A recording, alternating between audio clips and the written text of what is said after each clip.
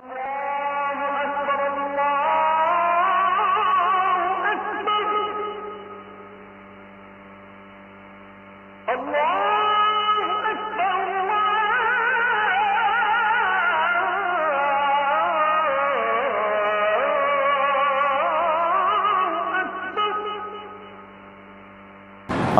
তাআলা বলেন, ফাকিমুস সালাতা, তোমরা সালাত আদায় করো, ওয়াতুজ যাকাতা, যাকাত প্রদান করো, ওয়াতাসিমু বিল্লাহ, আর আল্লাহকে শক্তভাবে আঁকড়ে ধরো, তার নিয়ম নীতি বিধানকে। হুয়া মাওলাকুম, তিনি হচ্ছেন তোমাদের অভিভাবক। ফানিমাল মাওলা নিমান নাসির, তিনি উত্তম অভিভাবক, উত্তম সাহায্যকারী। তার মতো কেউ অভিভাবক নেই, আর তার মতো কেউ সাহায্যকারী নেই। অতএব তোমরা সালাত আদায় করো, যাকাত প্রদান করো, আর আল্লাহর বিধানকে শক্তভাবে ধরো। অভিভাবক তিনি তোমাদের। অভিভাবককে যা বলা লাগে তা বলে নাও। সম্মানিত দিনী ভাই বোন, রাসূল সাল্লাল্লাহু আলাইহি সাল্লাম সালাম ফেরার পূর্বে প্রথমে আমাদের যেটা বলে থাকে আমাদের ভাষায় আত্তাহিয়াত বা তাশাহুদ পড়তেন। তারপরে তিনি মানুষকে স্বাধীনতা দেন দোয়া করার জন্য। আব্দুল্লাহ ইবনে মাসউদ রাদিয়াল্লাহু তাআলা আনহু বলেন, ইয়াকুলুন নবী সাল্লাল্লাহু আলাইহি সাল্লাম ফিত তাশাহুদে, রাসূল সাল্লাল্লাহু আলাইহি সাল্লাম আত্তাহিয়াত পড়ার সময় বলতেন, তাশাহুদে বলতেন, আত্তাহিয়াতু লিল্লাহি ওয়াসসালাওয়াতু ওয়াত-তাইয়্যিবাতু। শারীরিক ইবাদত, মৌখিক ইবাদত, অর্থগত ইবাদত সব আল্লাহ তাআলার জন্য। আসসালামু আলাইকা আইয়ুহান নবিয়্যু ওয়া রাহমাতুল্লাহি ওয়া বারাকাতুহু।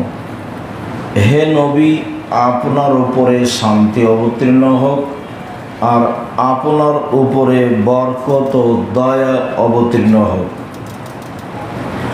আসসালামু আলাইনা, আর শান্তি বরকত আমাদের উপরে হোক। ওয়া আলা ইবাদিল্লাহিস সালিহিন, আর শান্তি পৃথিবীতে যারা সৎ কর্মশীল ভালো পুরুষ নারী ইবাদত করে যারা, তাদের প্রতি শান্তি বরকত অবতীর্ণ হোক। আশহাদু আল্লা ইলাহা ইল্লাল্লাহ, আমি সাক্ষ্য দিচ্ছি আল্লাহ ছাড়া কোনো মাবুদ নেই। ওয়া আশহাদু আন্না মুহাম্মাদান আবদুহু ওয়া রাসূলুহু, আমি আরও সাক্ষ্য দিচ্ছি মুহাম্মদ আল্লাহর রাসূল এবং তার বান্দা। মুহাম্মদ সাল্লাল্লাহু আলাইহি সাল্লাম তার রাসূল এবং তার বান্দা, দাস। এই পর্যন্ত রাসূল সাল্লাল্লাহু আলাইহি সাল্লাম বলার পরে তিনি বলেন, সুম্মাল ইয়াতাখায়্যার মিনাদ দুআয়ে মা আ'জাবাহু ইলাইহি, এরপরে মানুষ দোয়া বাছাই করুক যা তাকে ভালো লাগে, তারপর দোয়া করুক। এ আদেশ রাসূল সাল্লাল্লাহু আলাইহি সাল্লাম দেন তাশাহুদ পড়ার পরে। তিনি তাশাহুদ পড়ার পরে এই আদেশ দেন যে এরপরে মানুষ তার যা ভালো লাগে, যা মন চায় তা দোয়া করুক, অবশ্যই তার নিজ ভাষায় নয়। তাতে কোরআনের দোয়াও চলবে, হাদিসের দোয়াও চলবে। সিজদায় দোয়া বেশি কবুল হয় এ কথাই ঠিক, কিন্তু কোরআন মাজিদ সিজদায় পড়া নিষেধ, রুকুতেও সিজদায় কোরআন মাজিদ পড়া নিষেধ।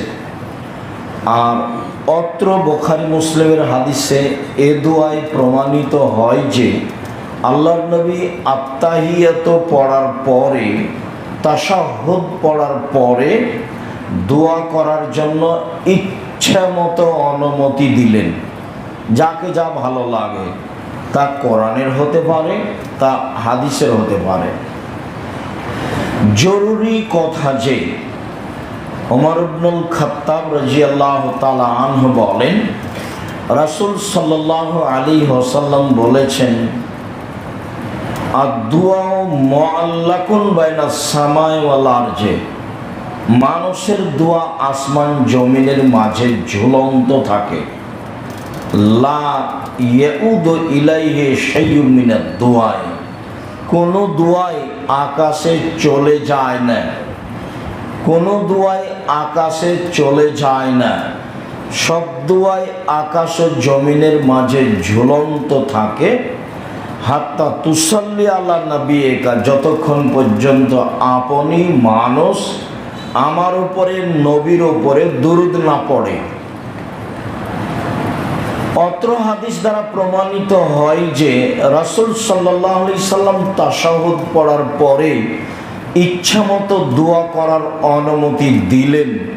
তবে অন্য হাদিসে বোঝা যাচ্ছে যে তাশাহুদ পড়ার পরে দরুদ পড়তে হবে, অন্যথায় আমার দোয়া আকাশ এবং জমিনের মাঝে ঝুলন্ত থাকবে। যেহেতু আমার দোয়া কবুল হওয়া নির্ভর করে দরুদের উপরে, কাজেই তাশাহুদের পরে আমার জন্য, দুনিয়াবাসীর জন্য, পুরুষ নারীর জন্য দরুদ পড়া একান্ত জরুরি। এ কারণে রাসূল সাল্লাল্লাহু আলাইহি সাল্লাম যখন আজানের দোয়া জন্য বললেন, তখন তিনি বললেন, পৃথিবীর মানুষ শোনো, এজা সামিতুমুল মুআদ্দিনা ফাকুলু মিসলা মা ইয়াকুলু, মুয়াজ্জিনকে যখন আজান দিতে শুনবা তখন মুয়াজ্জিন যা বলে তা বলো, মুয়াজ্জিন যা বলে তা বলো। তারপর যখন আজান শেষ হয়ে যাবে, সাল্লু আলাইয়া, আমার উপরে দুরূদ পড়ো। আজানের উত্তর শেষ হয়ে গেলে আমার উপরে দুরূদ পড়তে হবে। তারপরে তিনি বললেন, এখন দোয়া করো, আসআলুল্লাহ লি আল ওয়াসিলা ফাইন্নাহা মানজিলাতুল ফিল জান্নাহ, আমার জন্য ওয়াসিলা চাও। চট্টগ্রামে ওয়াসিলা মানে পীর, ওসিলা ধরতে হবে, ওসিলা ধরতে হবে, মাধ্যম। মাধ্যম না ধরলে আপনার দোয়া কি আল্লাহর কাছে পৌঁছাবে? ধর্ম পাগল হয়ে গেছে। ছোট বড় কাউকে আল্লাহকে বলার জন্য কিছু লাগে না। যে জঙ্গলে আছে সেও আল্লাহকে বলতে পারে, যে ড্রেনে পড়ে আছে সেও আল্লাহকে বলতে পারে, যে আরো কোথাও কোনো জায়গা আছে সেও আল্লাহকে বলতে পারে। আল্লাহকে কিছু বলার জন্য কোনো মাধ্যম লাগে না। আল্লাহ এত বড় ক্ষমতাশীল যে কোনো মাধ্যম দিয়ে তার কাছে যাওয়া লাগে না, মাধ্যম লাগবে না, সরাসরি যাওয়া যায়। এখন তিনি বললেন যে তোমরা আমার জন্য ওয়াসিলা চাও। ফাইন্নাহা মানজিলাতুন, ওয়াসিলা হচ্ছে জান্নাতে একটা জায়গা, ওয়াসিলা হচ্ছে জান্নাতে একটা মর্যাদা, ওয়াসিলা হচ্ছে বিচারের মাঠে একটা মর্যাদা। এটা হলো ওয়াসিলা মানে মর্যাদা। লা তামবাগি লি আবদিন মিনাল ইবাদে ইল্লা লি আহাদিন, সেই জায়গাটা আল্লাহর বান্দাদের মধ্যে একজনের জন্য শোভনীয়। ওয়ানা আরজু আনা হো, আর আমি আশা রাখি সেটাই আমি। সেই জায়গাটার অধিকারী একজন মাত্র, আর আমি আশা রাখি আমি হচ্ছি সেই ব্যক্তি। আদম থেকে নিয়ে কিয়ামত পর্যন্ত যত মানুষ এসেছে, আছে, আসবে, সমস্ত মানুষের মধ্যে ওই জায়গাটা মাত্র একজন পাবে, আর আমি আশা রাখি আমি সেই ব্যক্তি। অতএব আমি তোমাদের একটা কাজ করতে বলি, ফাসআলুল্লাহ লিল ওয়াসিলা, সারা পৃথিবীর মানুষ তোমরা আল্লাহকে বলো, আল্লাহ যেন সেই জায়গাটা আমাকে দিয়ে দেয়। তাই দোয়াতে আছে, আল্লাহুম্মা রাব্বা হাযিহি দাওয়াতি তাম্মা ওয়া সালাতিল কায়েমা আতি মুহাম্মাদানিল ওয়াসিলা ওয়াল ফাজিলা, দিয়ে দাও মুহাম্মদকে ওয়াসিলা দিয়ে দাও, আর ফাজিলা দিয়ে দাও, মর্যাদা দিয়ে দাও, আর সম্মান দিয়ে দাও। দাও না, তুমি তো ওয়াদা করেছো। ওয়াতিয়া আল ওয়াসিলা ওয়াল ফাজিলা ওয়া বাসহু মাকামাম মাহমুদিল্লাহি ওয়াত্তা, প্রশংসনীয় জায়গা তুমি তো দেওয়ার আদা করেছো, দিয়ে দাও। সারা পৃথিবীর মানুষ কিয়ামত পর্যন্ত তোমরা বলতে থাকো সবাই মিলে পুরুষ নারী যে আল্লাহ সেই জায়গাটা তুমি মুহাম্মদকে দিয়ে দাও। আমি সে ব্যক্তিটা আমি আশা রাখি, তারপরে তোমাদের বলছি, তাতে তোমাদের কি হবে? বিচারের মাঠে আমি তোমাদের জন্য সুপারিশ করব।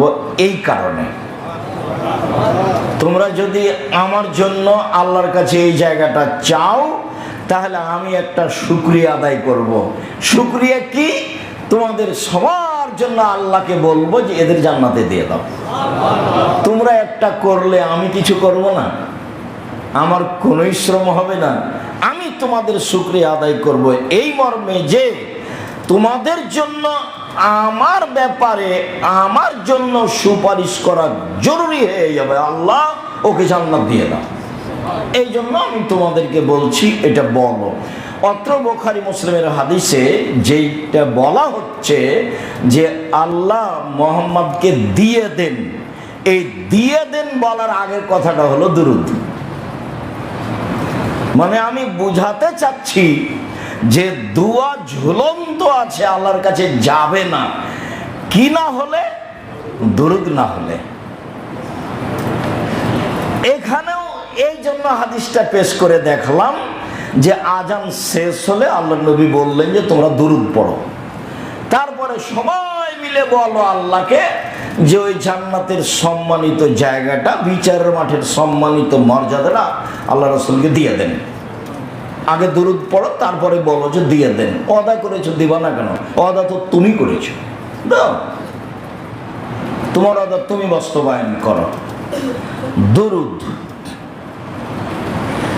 আনাস রাদিয়াল্লাহু তাআলা আনহু বলেন রাসূল সাল্লাল্লাহু আলাইহি ওয়াসাল্লাম বলেছেন, মান সাল্লা সালাতান ওয়াহিদা, কেউ যদি একবার দুরূদ পড়ে তো সাল্লাল্লাহু আলাইহি আশারা সালাওয়াতিন, তাহলে আল্লাহ তার উপরে 10 বার দুরূদ পড়বেন, মানে 10 বার দয়া ও রহমত করবেন। ওয়া হুত্তাতান ওয়া আশারা খাতিয়াতিন, আর তার 10টা পাপ মিটিয়ে দেওয়া হবে। ও রফিয়াত লাহু আশারা দারাজাতিন, তার 10টা মান বাড়িয়ে দেওয়া হবে। শুধু যে দুরূদ পড়লে দোয়া কবুল হবে এই কথা নয়, শুধু যে দোয়া পড়লে দুরূদ কবুল হবে এই কথা নয়, তাতে আল্লাহ আমার প্রতি 10 বার দয়া করবেন, তাতে আল্লাহ আমার 10টা পাপ মিটিয়ে দিবেন, তাতে আল্লাহ আমার 10টা মান মর্যাদা বেশি করে দিবেন। কাব ইবনে উজরা বলছেন যে সাল্লা রাসূলুল্লাহ সাল্লাল্লাহু আলাইহি সাল্লাম ফাকুলনা ইয়া রাসূলুল্লাহ, আমরা আল্লাহ রাসূলকে জিজ্ঞাসা করলাম, আল্লাহর নবী কাইফা সালাতু আলাইকুম ওয়া আলাল বাইতে, আপনার উপরে আমরা দুরূদ কিভাবে পড়ব? কেন? ইন্নাল্লাহ কাদ আল্লামানা সালাম আলাইকা, আপনাকে আমরা সালাম দিতে জানি, আল্লাহ আমাদেরকে বলে দিয়েছেন যে আপনাকে কিভাবে সালাম দিব, কিন্তু আপনাকে দুরূদ পড়ব কিভাবে, আপনার উপরে দুরূদ পড়ব কিভাবে তা তো আমরা জানি না, কিভাবে দুরূদ পড়ব? তখন আল্লাহ রাসূল বলছেন, কুলু, তোমরা দুরূদ বলো, আল্লাহুম্মা সাল্লি আলা মুহাম্মাদিন ওয়া আলা আলি মুহাম্মাদ কামা সাল্লাইতা আলা ইব্রাহিম ওয়া আলা আলি ইব্রাহিম ইন্নাকা হামিদুম মাজিদ। হে আল্লাহ, তুমি মুহাম্মদ সাল্লাল্লাহু আলাইহি সাল্লাম ও তার বংশধরের প্রতি শান্তি অবতীর্ণ করো, যেমনভাবে ইব্রাহিম আলাইহিস সালাম ও তার বংশধরের প্রতি শান্তি অবতীর্ণ করেছ। তুমি প্রশংসনীয়, তুমি জ্ঞানী। আল্লাহুম্মা বারিক আলা মুহাম্মাদিন ওয়া আলা আলি মুহাম্মাদ কামা বারাকতা আলা ইব্রাহিম ওয়া আলা আলি ইব্রাহিম ইন্নাকা হামিদুম মাজিদ। হে আল্লাহ, তুমি মুহাম্মদ সাল্লাল্লাহু আলাইহি সাল্লাম ও তার বংশধরের প্রতি বরকত নাযিল করো, যেমনভাবে ইব্রাহিম আলাইহিস সালামের বংশধরের প্রতি এবং তার প্রতি বরকত নাযিল করেছো। তুমি প্রশংসনীয়, তুমি জ্ঞানী। এ হলো এক দুরূদ, যার নাম দুরূদে ইব্রাহিম।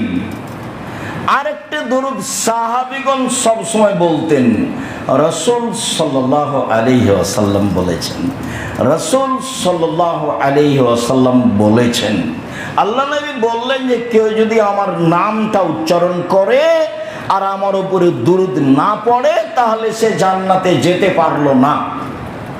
আমার উপরে দুরূদ পড়লো না, ওর নাকটা মাটিতে মিশে যাক, কেন পড়লো না?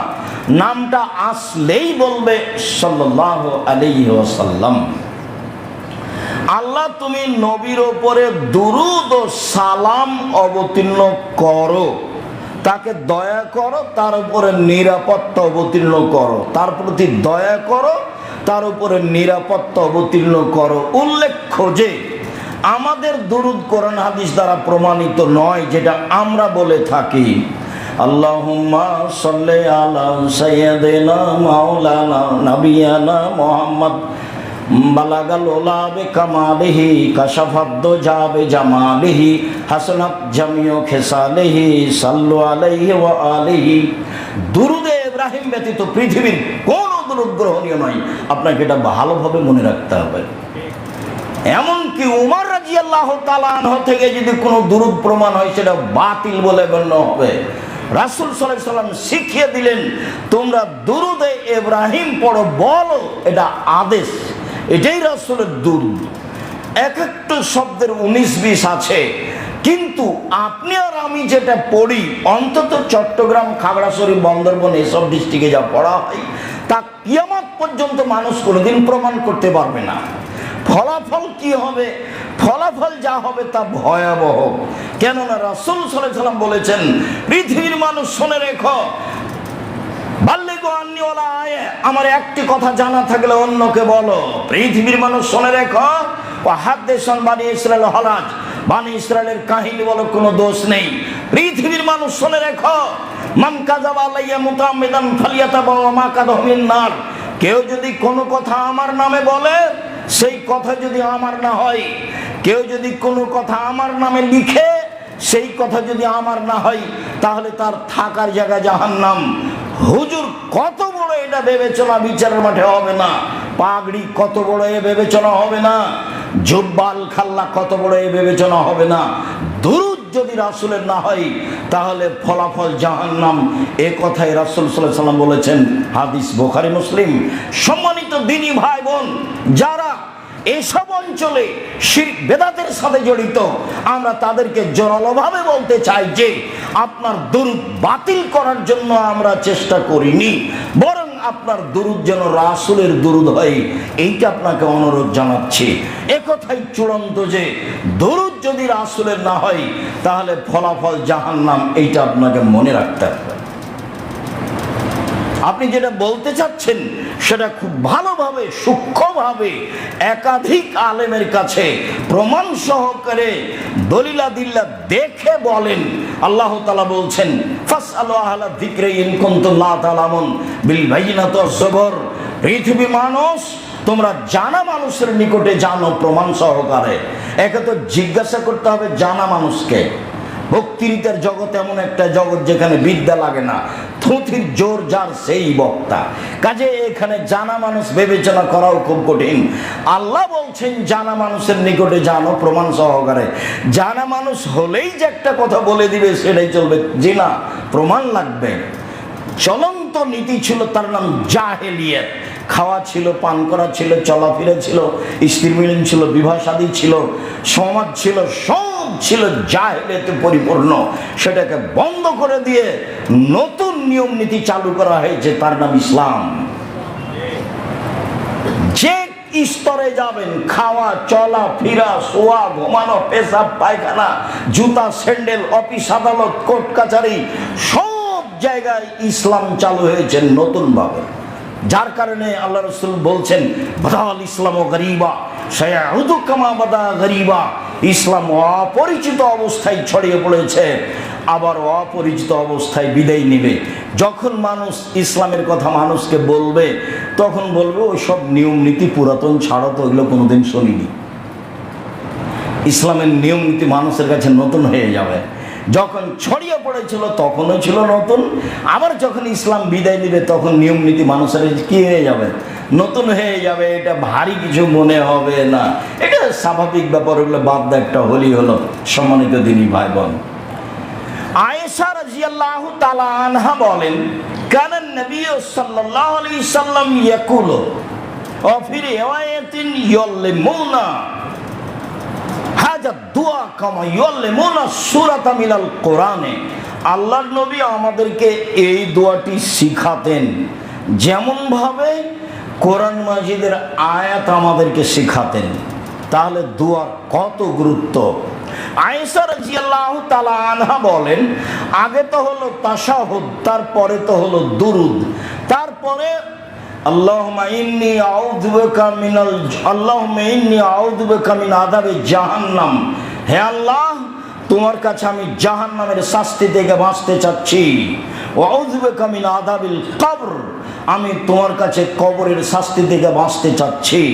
ওয়া আউযু বিকা মিন ফিতনাতিল মাসিহিদ দাজ্জাল, তোমার কাছে দাজ্জালের ফিতনা বিপদ থেকে বাঁচতে চাচ্ছি। ওয়া আউযু বিকা মিন ফিতনাতিল মাহিয়াল মামাত, তোমার কাছে বাঁচতে চাচ্ছি ইহকালের ফিতনা, তোমার কাছে বাঁচতে চাচ্ছি পরকালের ফিতনা হতে। মানুষ মনে করছে যাক মরে গেছে, ঝামেলা মিটে গেছে। জি না, দুনিয়াতে যে ঝামেলা ছিল তার চেয়ে হাজার গুণ ঝামেলা বেড়ে গেছে। ওয়া আউযু বিকা মিন ফিতনাতিল মাহিয়াল মামাত, বেঁচে থাকার ফিতনা এবং মরে যাওয়ার ফিতনা, বেঁচে থাকার বিপদ এবং মরে যাওয়ার পরে বিপদ থেকে তোমার কাছে বাঁচতে চাচ্ছি। আউযু বিকা মিনাল মাকসামি ওয়াল মাগরাম, তোমার কাছে বাঁচতে চাচ্ছি বড় পাপ হতে, তোমার কাছে বাঁচতে চাচ্ছি ঋণ কর্য হতে, তোমার কাছে বাঁচতে চাচ্ছি বড় পাপ হতে, তোমার কাছে বাঁচতে চাচ্ছি ঋণ কর্য হতে। এই দোয়া পড়তেন রাসূল সাল্লাল্লাহু আলাইহি সাল্লাম সালাতের শেষে সালাম ফেরার পূর্বে বলে আয়েশা রাদিয়াল্লাহু তাআলা আনহা বলেন। মুআয ইবনে জাবাল রাদিয়াল্লাহু তাআলা আনহু বলেন, রাসূল সাল্লাল্লাহু আলাইহি ওয়াসাল্লাম আমাকে বললেন, ইন্নী উহিব্বুকা ইয়া মুআয, মুআয আমি তোমাকে ভালোবাসি। প্রথম বাক্য আল্লাহ রাসূল বলছেন, মুআয আমি তোমাকে ভালোবাসি। তো মুআয বলছেন যে আমি তখন বললাম, ওয়ানা উহিব্বুকা ইয়া রাসূলুল্লাহ, আমি আপনাকে ভালোবাসি। এটা মুখামুখি হলো। তারপর আল্লাহ রাসূল বলছেন, মুআয ফালা তাদা আন তাকুলা ফি দুবুরি কুল্লি সালাতিন, সালাতের শেষে সালাম ফিরার পূর্বে এই দোয়াটি কখনো ছাড়ো না। যেটা আমরা পরে বলি সালাম ফিরার পরে, সেটা আগেও বলা যায়। এই দোয়াটি তোমরা কখনো ছাড়ো না সালাতের শেষে। তা হলো আল্লাহুম্মা আইন্নি আলা যিকরিকা ওয়া শুকরিকা ওয়া হুসনি ইবাদাতিক, আল্লাহ তুমি আমাকে সাহায্য করো, আমি যেন তোমাকে স্মরণ করতে পারি, আমি যেন তোমার শুকরিয়া আদায় করতে পারি, আমি যেন তোমার সুন্দর ইবাদত করতে পারি, মরবে আমাকে সাহায্য করো। মুআয আমি তোমাকে ভালোবাসি। মুআয বললেন, আল্লাহ নবী আমি আপনাকে ভালোবাসি। ঠিক আছে মুআয, সালাম ফিরার পূর্বে কখনো এই দোয়া বলতে ভুলো না, এই দোয়া ছেড়ে দিও না। আল্লাহুম্মা আইন্নি আলা যিকরিকা ওয়া শুকরিকা ওয়া হুসনি ইবাদাতিক, আল্লাহ তুমি আমাকে সাহায্য করো তোমাকে ডাকার ব্যাপারে, তোমার শুকরিয়া আদায়ের ব্যাপারে, সুন্দর ইবাদত করার ব্যাপারে। সাহায্য করলেই তো আমি পারি, আমি কেন ঘুমাই? তুমি সাহায্য করো, আমি একটু ঘুম থেকে উঠে তোমাকে ডাকি, আস্তাগফিরুল্লাহ কিছু বলি, তুমি আমাকে সাহায্য করো, আমি যেন তোমার শুকরিয়া আদায় করি, সুবহানাল্লাহি ওয়া বিহামদিহি সুবহানাল্লাহিল আযীম কিছু বলি না, একটু শুকরিয়া আদায় করি, তারপরে সুন্দর কিছু ইবাদত করি, তাসবিহ তাহলিল জিকির আজকার 2 রাকাত সালাত আদায় করি, সাহায্য করো। এই কথা রাসূল সাল্লাল্লাহু আলাইহি সাল্লাম বলেন মুআয ইবনে জাবালকে। আব্দুল্লাহ ইবনে উমর রাদিয়াল্লাহু তাআলা আনহু বলেন, রাসূল সাল্লাল্লাহু আলাইহি সাল্লাম বলতেন তার দুআতে, দুরুদের পরে, আল্লাহুম্মা ইন্নী আউযু বিকা মিন যাওয়ালিল নিমাতিকা, হে আল্লাহ, তুমি যে নিয়ামত দিয়েছ এইটা যেন চলে না যায়, এটা থেকে তুমি বাঁচাও। আজকে আছি ধনী, কালকে হব গরিব, এই নিয়ামত আমি চাই না। এইসব সরকারি নির্বাচনে গেলেই যে আপনার পূজা করছিল সে পরের দিন লাথি মেরে চলে যাবে, এইরকম সম্মান আমি চাই না। আল্লাহুম্মা ইন্নী আউযু বিকা মিন যাওয়ালিন নি'মাতিকা, তুমি আমাকে বাঁচাও, যে নিয়ামত দিয়েছো সেই নিয়ামত যেন আমার থেকে চলে না যায়, আমাকে ধরে রাখার সুযোগ করে দাও। ওয়া তাহাউলে আফিয়াতিকা, যে নিরাপত্তা দিয়েছো সেটা যেন উল্টে না যায়। নিরাপত্তা চলে গেল, মামলা মোকদ্দমা, জজকোর্ট, হাইকোর্ট, ঝামেলা, মারামারি, মোকদ্দমা সব চলে আসলো, এগুলো আমি চাই না। অফুজাতে নিকমাতেকা, হঠাৎ বিপদ, ইন্না লিল্লাহি ওয়া ইন্না ইলাইহি, এইরকম বিপদ থেকে আমি বাঁচতে চাই। জামিয়ে সাখাতেকা, সর্ব ধরনের অসন্তুষ্টি, তোমার কোন অসন্তুষ্ট আমি চাই না। বাড়িতে, ঘরে, জমিতে, জায়গাতে, আহাল পরিবারে, কর্মে, ইবাদতে, কোন জায়গাতে তুমি অসন্তুষ্ট হয় এটা আমি চাই না। আল্লাহুম্মা ইন্নী আউযু বিকা মিন যাওয়ালি নি'মাতিকা ওয়া তাহাউলি আফিয়াতিকা ওয়া ফুজাতি নিকমাতিকা ওয়া জামিয়ে সাখাতিকা। এই দোয়া রাসূল সাল্লাল্লাহু আলাইহি সাল্লাম পড়তেন সালাম ফেরার পূর্বে। বারা রাদিয়াল্লাহু তাআলা আনহু বলেন, রাসূল সাল্লাল্লাহু আলাইহি সাল্লাম বলতেন সালাতে সালাম ফেরার পূর্বে, আল্লাহুম্মা ইন্নী আল্লাহুম্মা কিনি আযাবাক ইয়াওমা তাবাসু ইবাদাক, আল্লাহ তুমি আমাকে জাহান্নাম থেকে বাঁচাও ওই দিন যেদিন তুমি মানুষের পুনরুত্থান করে বিচার করবে। বিচারের দিন আমাকে জাহান্নাম থেকে বাঁচিয়ে দিবা, আগে বলে রাখছি। বিচারের দিন তুমি আমাকে জাহান্নাম থেকে বাঁচিয়ে দিবা, জাহান্নাম সিদ্ধান্ত হয় না যেন, ওটা আমি আগেই বলে রাখছি। রাসূল সাল্লাল্লাহু আলাইহি সাল্লাম সালাম ফিরার পূর্বে দোয়াগুলি পড়তেন, এ কথাও লেখা আছে হাদিস গ্রন্থে। এবং আপনি এ বই পড়েন না কেন সেটা আমি জানি না, আমি আপনার জন্য লিখেছিলাম প্রচলিত সলাৎ বনাম রাসূল সাল্লাল্লাহু আলাইহি সাল্লামের সলাৎ, আব্দুর রাজ্জাক বিন ইউসুফ, একবারে অক্ষরে অক্ষরে ধরে ধরে লেখা আছে। কোনো জায়গাতে রাসূলের কথা ছাড়া কোনো একটা কথা ঢুকে গেছে, এটা যেন না হয় এ ব্যাপারে আমি প্রাণপণে চেষ্টা করেছি। রাসূল সাল্লাল্লাহু আলাইহি সাল্লামের হুবাহু সলাৎ আপনাকে দেখানোর চেষ্টা করেছি। তাতে তিনি সালাম ফেরার পূর্বে কোন দোয়াগুলি পড়তেন সেগুলি সিরিয়াল দেওয়া আছে, পরবর্তীতে কি পড়তেন সেগুলো সিরিয়াল দেওয়া আছে। বুঝে পড়ি, আল্লাহ তুমি তৌফিক দান করো। আল্লাহুম্মা সাল্লি আলাইহি আল্লাহুম্মা বারিক আলাইহি। আলহামদুলিল্লাহ ওয়াহদা ওয়াসসালাতু ওয়াসসালামু আলা মান লা নাবিয়্যা বা'দা। সম্মানিত দিনী ভাই বোন, রাসূল সাল্লাল্লাহু আলাইহি সাল্লাম দোয়া পড়তেন সালাম ফেরার পূর্বে। আবু হুরায়রা রাদিয়াল্লাহু তাআলা আনহু বলেন, রাসূল সাল্লাল্লাহু আলাইহি ওয়াসাল্লাম বলতেন, আল্লাহুম্মা ইন্নী আউযু বিকা মিনাল জুবনে, হে আল্লাহ তোমার কাছে আমি আশ্রয় চাচ্ছি কাপুরুষতা, ভীরুতা হতে। আমি ভীরু হতে রাজি নই। আল্লাহ রাসূল বীর পুরুষ হয়ে বেঁচে থাকতে চাইতেন সবসময়, পিছু হটার কোনো সুযোগ নেই। কোনো কাজে, বৈধ কাজের পদক্ষেপ নিয়ে কি যে হয় কি যে হয় কি যে হয় এরকম কোনো সুযোগ নেই। আল্লাহ তোমার কাছে বাঁচতে চাচ্ছি কাপুরুষতা, ভীরুতা হতে, তিন রাত বলতেন। আউযু বিকা মিনাল বুখলে, আর বাঁচতে চাচ্ছি তোমার কাছে কৃপণতা হতে।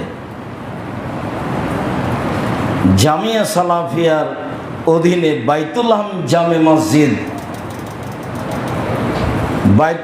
জামে মসজিদ, আনন্দবাজার, হালিশহর, চট্টগ্রাম, খালি হাতে আসবেন এটা একবারে ভুলে যেতে হবে। সেটা কম হোক আর বেশি হোক, আল্লাহ নবী আল্লাহ তাআলা বলছেন তিন শ্রেণীর মানুষ জান্নাতে যাবেই। তার এক শ্রেণীর মানুষ আল্লাযীনা ইউনফিকুনা ফিস সাররায়ে ওয়াদ দাররায়ে, যারা সচ্ছল অসচ্ছল অবস্থায় দান করে। সচ্ছল 10,000, অসচ্ছল 10 টাকা, 5 টাকা। একটা কয়েন বুঝেন কিনা আপনারা, মানে যেটা টাকা, একটা কয়েন, সেটা যেটাই হোক না কেন, আল্লাহ বললেন সচ্ছল আর অসচ্ছল, বললেন না যে 10,000 আর 10 টাকা, এ কথা তিনি বললেন না। আল্লাহ তাআলা বললেন জান্নাতে ওরা যাবে, যারা সচ্ছল হয়ে দান করে, যারা অসচ্ছল হয়ে দান করে। এই আয়াতের পরিপ্রেক্ষিতে আল্লাহ রাসূল বললেন যে কুল্লু মুসলিমিন সাদাকা, সবাকে দান করতে হবে। যেমন বলেছেন সবাকে দান করতে হবে, সাহাবী তো কথা বুঝেন, আরবি ভাষায় বলেছেন। তখন বললেন ফাইনালিস্টাতে যদি না পারে সবাই দান করবে কিভাবে? টাকায় নাই দান করবে মানে? এই কয়েকদিন থেকে বাড়িতে খাবার নেই, দান করবে সবাই, এটা কেমন হলো কথা? এটা সাহাবীগণ বললেন। তখন আল্লাহ রাসূল বলছেন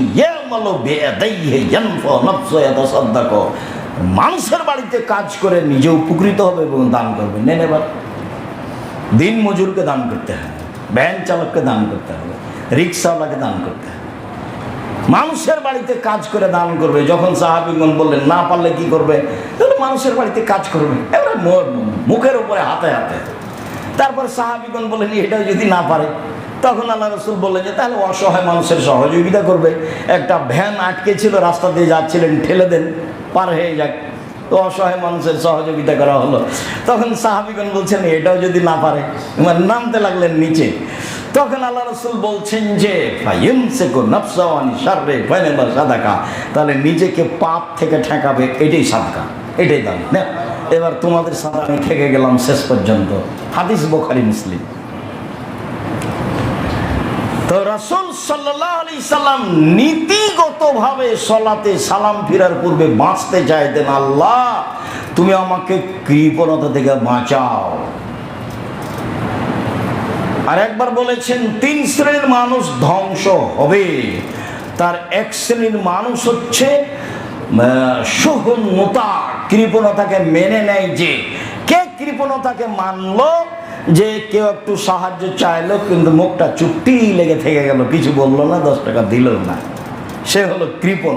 আল ইয়াদুলিয়া খায়রুম মিন ইয়াদিস সুফলা, দেওয়া হাত ভালো নেওয়া হাতের চেয়ে, কম হোক আর বেশি হোক, এই হলো কৃপণ। সময়ে কথা হবে, ওটা অন্যদিন। এমনি বক্তব্যে দেখতে পারেন সাধারণ দান, তখন এগুলো হাদিস ধারাবাহিকভাবে আসবে।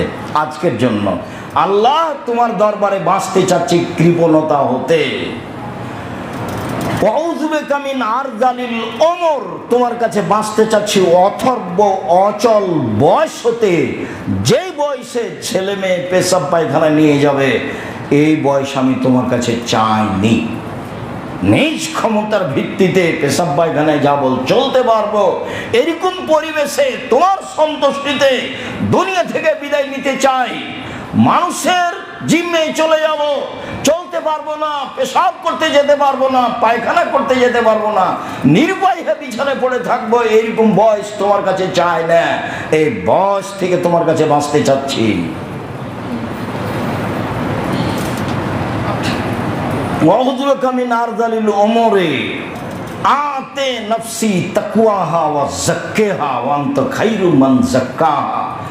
তুমি আমাকে পরহেজগারিতা দাও, তুমি আমার আত্মাকে তাকওয়া পরহেজগারিতা দাও, তুমি তাকে বাঁচাও।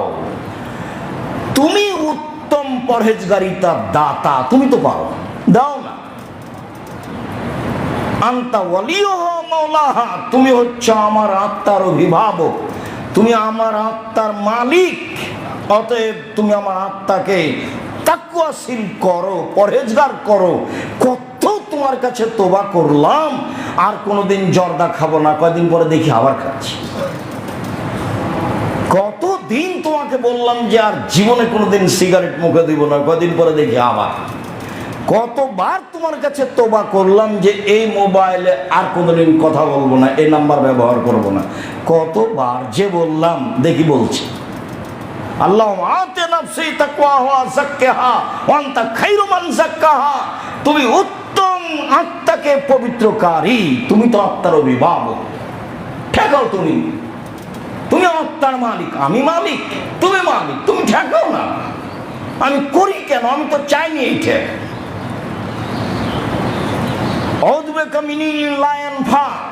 আমি ওই বিদ্যা চাই না যে বিদ্যা উপকার করে না। অমিন কালবিন লা ইয়াখশা, ওই আত্মা চায় না। যে আত্মা আল্লাহর ভয়ে, ওই অন্তর চায় না। যে অন্তর আল্লাহর ভয়ে কাঁদে না।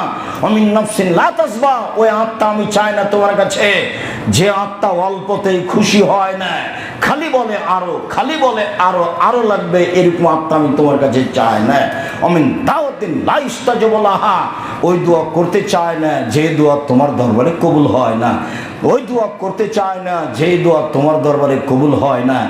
এই দোয়া রাসূল সাল্লাল্লাহু আলাইহি ওয়াসাল্লাম সালাতে সালাম ফেরার পূর্বে পড়তেন।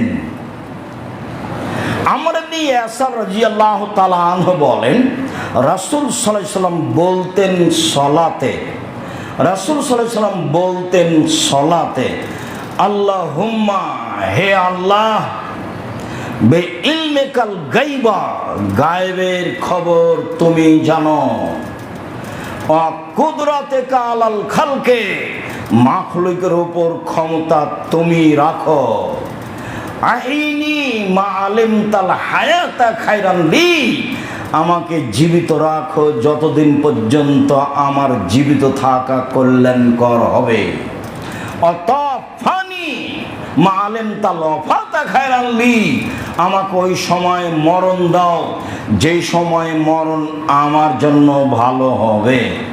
আল্লাহুম্মা ওয়াসআলুকা খাশিয়াতাকা ফিল গায়বি ওয়া শাহাদাতে, আল্লাহ তোমার কাছে চাচ্ছি তুমি আমাকে দাও দেখেও না দেখে যেন তোমাকে ভয় করি, দেখেও না দেখে যেন তোমাকে ভয় করি, তুমি আমার ভিতরে তোমার ভীতি দাও।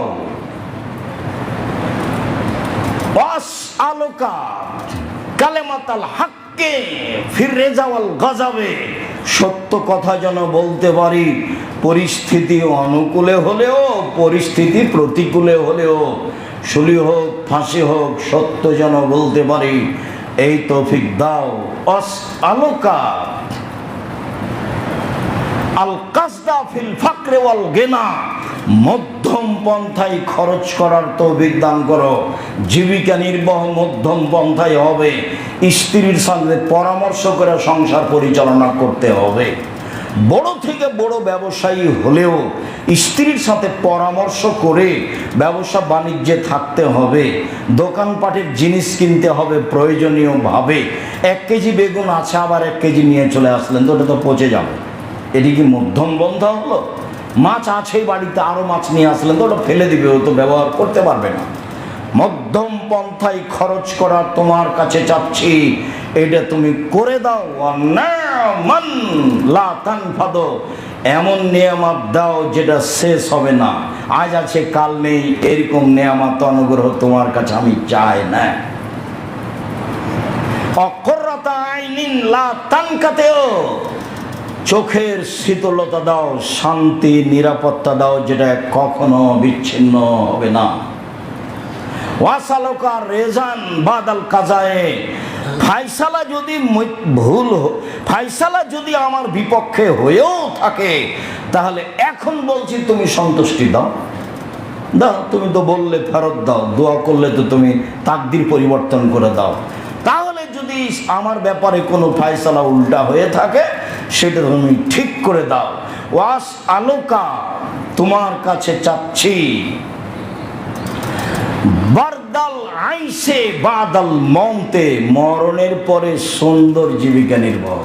নেন, মানে মরণের পরে জীবন আছে, সেইটা সুন্দর করে দাও, এটা তোমার কাছে চাচ্ছি। ওয়া লাজ্জাতান নাজরে ফি ওয়াজহিকা, আর মরণের পরে তোমাকে দেখে যেন সন্তুষ্ট হই, এইটা ব্যবস্থা করে দাও। তোমার দর্শন পৃথিবীতে সবচেয়ে, পরকালে সবচেয়ে বড় নিয়ামত, এটা দিবা। অশৌকা মিন লিকায়েকা, আর তোমার সাথে সাক্ষাৎ করতে আগ্রহী হতে চাচ্ছি। খালি বেঁচে থাকবো, এই করব সেই করবো, এটা চাচ্ছি না। তোমার সাথে সাক্ষাৎ করতে আগ্রহী হওয়ার সুযোগ করে দাও। এরপরে রাসূল সাল্লাল্লাহু আলাইহি ওয়াসাল্লাম বলতেন, অমিন গায়রে যাররা মুজিরাতিন, আল্লাহ তোমার কাছে বাঁচতে চাচ্ছি যে কোনো ক্ষতিকারকের ক্ষতি হোক, মানুষ তো শত্রু আছে, মানুষ তো হিংসুক আছে। কেউ যেন হিংসা করে আমার কিছু করতে না পারে, কেউ যেন শত্রুতা করে আমার কিছু করতে না পারে, এ ব্যাপারে তুমি আমাকে বাঁচাও। ফেতনাতিন মুজিল্লা, এমন ফেতনায় বিপদে ফেলো না যে আমি ভুল পথে চলে যাব। এতদিন ভালো ছিলাম, কোন কথা যে আমার মাথায় জাগলো, আমি তখন ভুল পথে চলে গেলাম। এরকম ফেতনা যেন আমার উপরে না আসে। কাদিয়ানি হোক, শিয়া হোক, আকিদাগত হোক, ভুল পথে যেন চলে না যায়। পীর ধরা পথে বা যে কোনো পথে, এরকম পথে যেন চলে না যায়, এইটা থেকে তুমি বাঁচাও। আল্লাহুম্মা যায়্যিননা বিযিনাতিল ঈমান, আমাকে ঈমান দিয়ে সাজাও। ও হুদাতান মুহতাদিনা, আর যারা হেদায়েত প্রাপ্ত তাদের অন্তর্ভুক্ত করো। আমাকে ঈমান দিয়ে সাজাও, আমাকে ঈমান দিয়ে সাজাও, আর যারা হেদায়েত প্রাপ্ত তাদের অন্তর্ভুক্ত করো। আমি এমনিও হেদায়েত চাইনি, তোমার তো ভালো মানুষ আছে। ইহদিনাস সিরাতাল মুস্তাকিম সিরাতাল লাযিনা আনআমতা আলাইহিম, যাদের ভালো পথ দেখিয়েছো তাদেরটা আমাকে দেখাও। তোমার তো ভালো পথের লোক আছে, নেই এ কথা নয়, আমি তো নতুন চাইনি, তোমার তো ভালো পথের লোক আছে। তো যাদেরকে ভালো পথ দেখিয়েছে সেটা আমাকে দাও। আমাকে দিতে তোমার কার্পণ্যতা কোথায়? তুমি তো দেওয়ার আদায় করেছো, তুমি তো আদায় করেছো, সেটা পূর্ণ করে দাও। আমি তোমাকে বলছি সালাম ফেরার পূর্বে সালাতে তুই আমার কথা মেনে নাও। তারপরে আপনি বলতে পারেন আল্লাহুম্মা, হে আল্লাহ, ইয়া আল্লাহ, তুমি হচ্ছ আল্লাহ। ইন্নাকাল ওয়াহিদুল আহাদ, তুমি হচ্ছে একক, অদ্বিতীয়, আস-সামাদ, নিরপেক্ষ, মুখাপেক্ষীহীন। লাম ইয়ালিদ, তুমি কারো থেকে জন্ম নেওনি। ওয়ালাম ইউলাদ, তুমি সে তোমার থেকে কেউ জন্ম নেয়নি। ওয়ালাম ইয়াকুল লাহু কুফুওয়ান আহাদ, তোমার সখ্য, তোমার সমকক্ষ কেউ নেই। এই দোয়াটা পড়ার পরে একজন সাহাবী আরেকটু পরে বললেন, আনতাগফিরালি যুনুবি, আমার পাপ ক্ষমা করে দাও। ইন্নাকা আনতাল গফুর রহিম, তুমি ক্ষমাশীল, তুমি দয়াশীল। তখন রাসূল সাল্লাল্লাহু আলাইহি ওয়াসাল্লাম তিনবার বললেন, লোকটা ক্ষমা পেয়ে গেছে, লোকটা ক্ষমা পেয়ে গেছে, লোকটা ক্ষমা পেয়ে গেছে। তিনবার এই কথা বললেন। আজকের আলোচনার শেষে চলে আসলাম। অনেক দোয়া আছে, সেগুলো এই সলাতের বই থেকে আমাকে আসার সময়তে বলল, জামিয়া সালাফের যেসব পত্রিকা, বই, পুস্তক, আল ইতিসাম, সবটা বই আপনাকে সংগ্রহ করতে হবে। আব্দুল্লাহর যেসব বইগুলো লেখা আছে সবগুলো আপনাকে সংগ্রহ করতে হবে। এগুলো মানুষকে সঠিক পথে নিয়ে যাওয়ার জন্য মাধ্যম, যেটা আমি আপনাকে দিন রাত বলে থাকি। মুখে আছি, কলমে আছি, মিডিয়া আছে। তো মুখে তো দেখলেন, দেখতে ভালো লাগলো, আবুরা হিসেবে এসেছেন। তো মিডিয়া তো সাথে আছে কিছু না কিছু, কলম আপনাকে সাথে রাখতে হবে। আপনার আত্মীয় স্বজন, ফুফু, খালা, কত বেদাতি মুশরিক আছে, একবারে ডাহায় শিরকি কাজকে বলছে ভালো কাজ। আপনার মায়ের সামনে আপনি পীর সাহেবের কাছে যাওয়া যাবে না এই কথা বললে আপনার মা আপনাকে বাড়ি থেকে বের করে দেবে। বলিস কি? হ্যাঁ বলিস কি? পীর ছাড়া দুনিয়াতে থাকা যায়? মুখ খুলবি না পীরের বিরুদ্ধে, আপনার মায়ে বলছে। এই জগতে আপনি যদি এইসব বই পুস্তক তাকে না পড়াতে পারেন, বা এরকম দিনই ভাই বোনকে না পড়ান, তাহলে আপনার চেষ্টা প্রচেষ্টা কি? আবু বকর সিদ্দিক রাদিয়াল্লাহু তাআলা আনহু বলছেন, আল্লামনি ইয়া রাসূলুল্লাহ দুআন আদু বিহি সলাতি। আল্লাহ নবী, আমাকে একটা দোয়া বলে দেন তো আল্লাহ নবী, যেটা আমি সলাতে বলবো। এটা আবু বকর সিদ্দিকের দাবি। আবু বকর সিদ্দিক রাদিয়াল্লাহু তাআলা আনহু বললেন, আল্লাহ নবী, আমাকে একটা দোয়া বলে দেন তো, যে দোয়াটা আমি সলাতে বলবো, আমার সলাতে। তখন আল্লাহ রাসূল বললেন, কুল, বলো, কুল বলো, আল্লাহুম্মা ইন্নী যালামতু নাফসি যুলমান কাসীরা। হে আল্লাহ, জীবনে আমার প্রতি আমি খুব অত্যাচার করেছি। মানুষ নিজের উপরে জুলুম করে, কেন জানেন? ওই জুলুমের ফলটা ওই নিজে ভোগ করে। এটা বাস্তব দেখবেন আপনি। আপনি সমাজে একটা ভুল কথা বলে ফেলেছেন, একটা অন্যায় কথা, এখন বৈঠকে বসে বলছেন, সবাই বলছেন এটা কথা বলা হয় নাকি, তুই একবারে মানুষ। আরে সবাই রিরি করছে, তখন আপনি দেখলেন লজ্জা পাচ্ছেন, আপনি খুব লজ্জা পাচ্ছেন, আর বলছেন কি যে হয়ে গেল, কথাটা বলা ভুলই হয়েছে। আসলে এগুলো কে কষ্ট পাচ্ছে বলেন তো? আপনার আত্মা। সবাই তো এখন আপনার বিরুদ্ধে বৈঠকে বলছে, তখন আপনি তো কষ্ট পাচ্ছেন। কে কষ্ট পাচ্ছে? আপনার আত্মা। নিজেকে নিজেই দুঃখ প্রকাশ করছেন, আফসোস করছেন, এবং নিজেকে বলছেন তোর একটু হিসাব থাকা দরকার, বেহিসাব কথা বলিস কেন? আপনি নিজেকে বলছেন তোর একটু হিসাব থাকা দরকার, বেহিসাব কথা বলিস কেন? এখন লেট ঠেলাটা সবাই তোর বিরুদ্ধে কথা বলছে। এই হলো আত্মা। তাই আপনার ক্ষতি করে। তাই আল্লাহুম্মা ইন্নী যালামতু নাফসি যুলমান কাসীরা, হে আল্লাহ আমি নিজের প্রতি খুব জুলুম করেছি, অন্যায় করেছি। আবু বকর সিদ্দিককে বলতে বললেন, আবু বকর সিদ্দিক সবচেয়ে ভালো মানুষ, নবী রাসূল ব্যতীত একবারে আদম থেকে নিয়ে কিয়ামত পর্যন্ত সবার চেয়ে দামি। উনি বলছেন আল্লাহুম্মা ইন্নী যালামতু নাফসি যুলমান কাসীরা, হে আল্লাহ আমি জীবনে খুব জুলুম অত্যাচার করেছি, ফাগফিরলি, তুমি আমাকে ক্ষমা করো। মাগফিরাতাম মিন ইনদিক, ক্ষমা তোমার পক্ষ থেকে হয়। ওয়ারহামনি ইন্নাকা আনতাল গাফুরুর রহিম, তুমি ক্ষমা করো, তুমি তো ক্ষমাশীল, তুমি তো দয়াশীল। তুমি যদি ক্ষমা না করো, তুমি যদি দয়া না করো, তাহলে কে করবে? সম্মানিত দিনী ভাই বোন, রাসূল সাল্লাল্লাহু আলাইহি সাল্লাম সালাম ফেরার পূর্বে এই দোয়াগুলি বলতেন।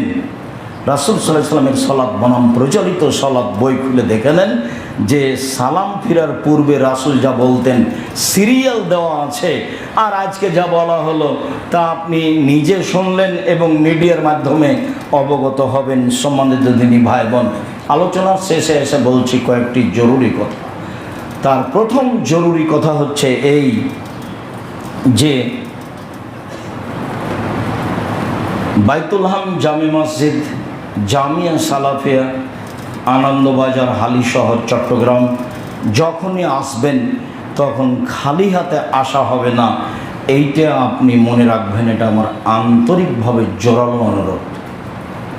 আপনি মনে করবেন না যে আব্দুর রাজ্জাক সাহেব আপনার বেতন লাগে 40 লাখ টাকা, আমার 10 টাকা দিয়ে কি হবে, এইটা যেন আপনার মাথায় না আসে।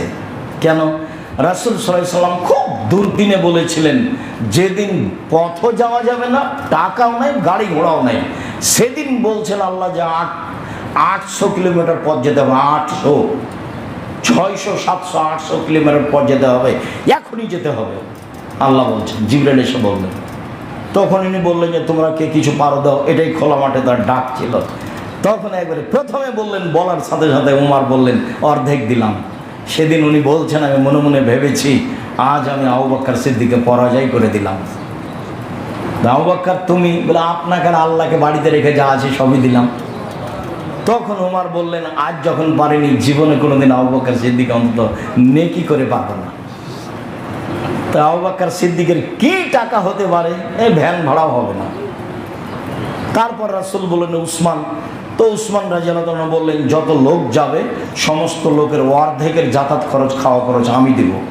30,000 লোক ছিল, 15,000 লোকের 3 মাসের খাওয়া খরচ, যাতায়াত খরচ এবং বাহন উট দিবেন। 15,000 উটের দাম কত হতে পারে? তার নাম ব্যবসায়ী, তার নাম ধনী। ব্যবসা করবেন এইভাবে, মানুষ সরকারকে উঠানো বসানোর জন্য নয়, অসহায় মানুষের পাশে দাঁড়ানোর জন্য। দেখেছেন কেমন ব্যবসায়ী? সৌদি আরবের সবচেয়ে বড় ব্যবসায়ী, ঠিক আছে অর্ধেক মানুষের যাতায়াত খরচ, খাওয়া খরচ আমি দিলাম, তার নাম ব্যবসা।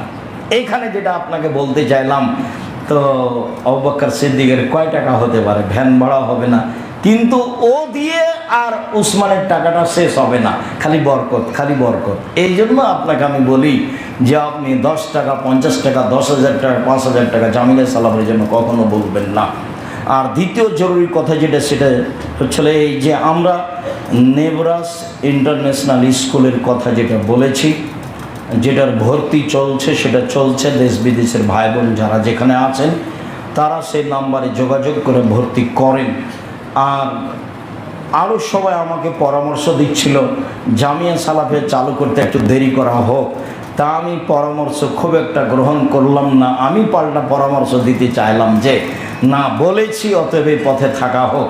জামিয়া সালাফে আনন্দবাজারে চালু হবে এবছরে ইনশাল্লাহ, 2026 সালের জানুয়ারি থেকে এখানে জামিয়া সালাফে চালু থাকবে।